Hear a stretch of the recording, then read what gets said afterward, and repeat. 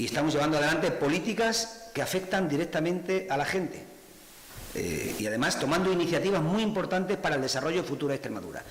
Y me refiero a una en concreto, al ferrocarril. El PSOE, Guillermo Fernández Vara, ha liderado un movimiento absolutamente de justicia en Extremadura, para que tengamos un ferrocarril acorde con los tiempos.